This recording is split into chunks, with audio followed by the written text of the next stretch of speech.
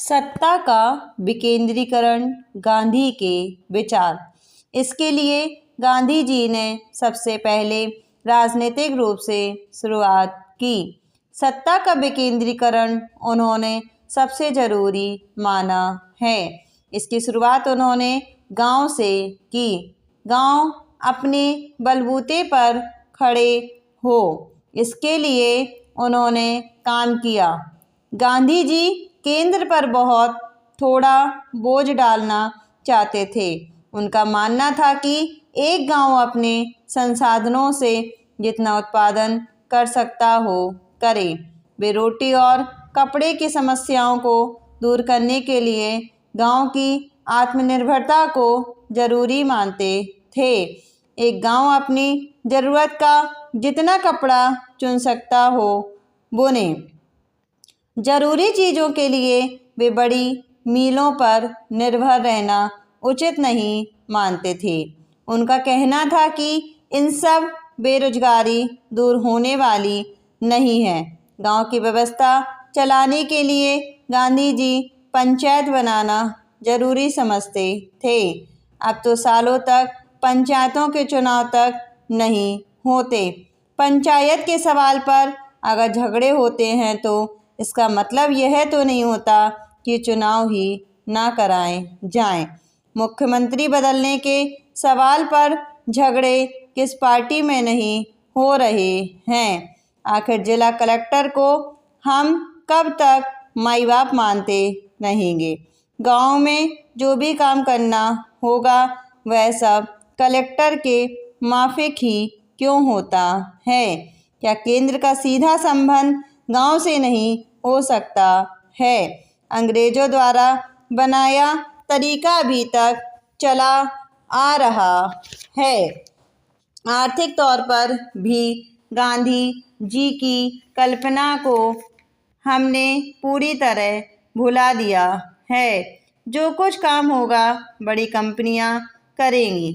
आज किसी देश को गुलाम बनाने के लिए सेना की भी ज़रूरत नहीं रह गई। आर्थिक तौर पर गुलाम बना दो तो मानसिक तौर पर तो बन ही जाएंगे। गरीबी भी कम नहीं हो पा रही है।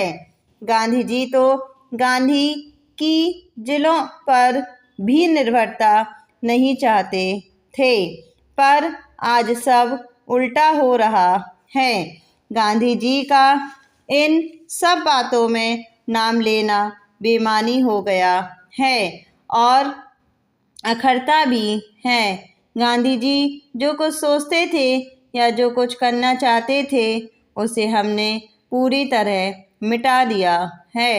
नेता यह तो कहते रहे कि गांधी जी की बातें बहुत अच्छी हैं, पर गांधी जी की मृत्यु के बाद राजघाट पर हमने उनका स्मारक बनाकर उनकी कल्पनाओं को जमुना में बहा दिया। किसी को पूरी तरह मानने का आसान तरीका उसकी बातों का उल्लंघन करना ही तो है।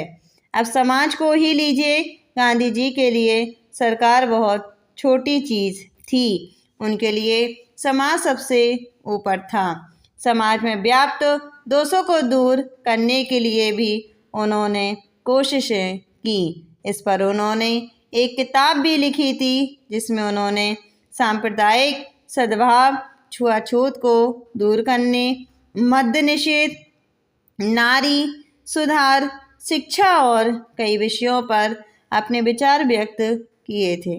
जहाँ तक नशाबंदी का सवाल है, सरकार कहती है कि हम तो कर जरूर लेंगे। मान लीजिए साल में 3 बार 1000 करोड़ रुपए कर के रूप में मिला। शराब पर कर लगभग 20% हुआ तो शराब की बिक्री 20 करोड़ की हुई। करीब इतनी ही गैरकानूनी रूप से भी बिकती है, पर इससे कितने परिवार तबाह होते हैं।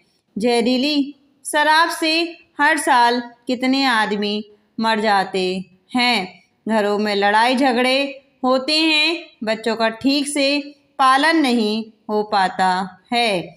आखिर हम समाज को कहाँ ले जाना चाहते हैं। गांधी जी राजनीतिक, आर्थिक और सामाजिक तौर पर पूरी तरह आज़ादी चाहते थे।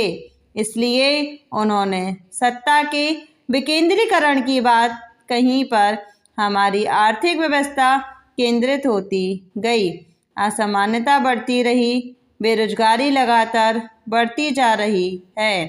अब इन सब में गांधी जी रहे कहाँ? सत्ता का विकेंद्रीकरण न होने के कारण ही तो देश में असंतोष बढ़ रहा है।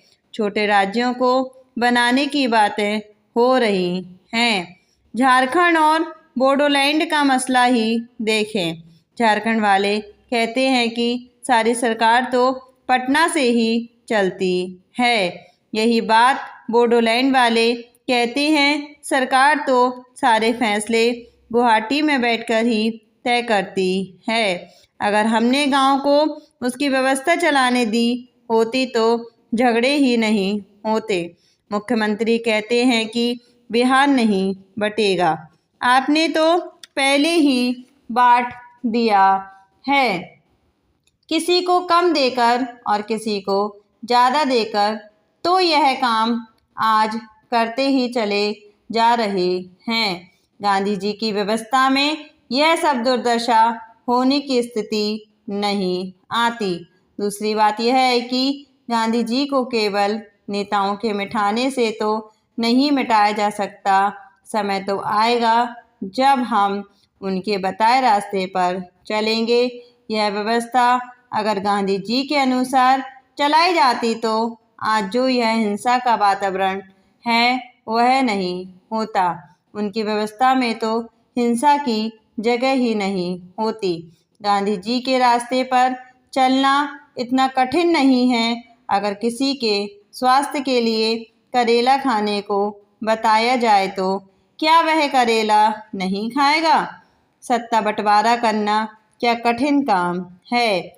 हर एक को अलग अलग जिम्मेदारियां दी जाएं, यह क्या कठिन कार्य है?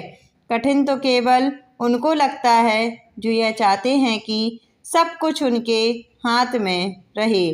एक हाथ इस देश को चलाकर दिखाएं और सारे कष्ट दूर कर दें। यह ज़्यादा कठिन है। अगर कोई अकेला यह कर दिखाए तो उसे हम भारत रत्न नहीं महाभारत रत्न देने को तैयार हैं। देश के दुख दूर करने के लिए करोड़ जोड़े हाथ भी कम पड़ेंगे।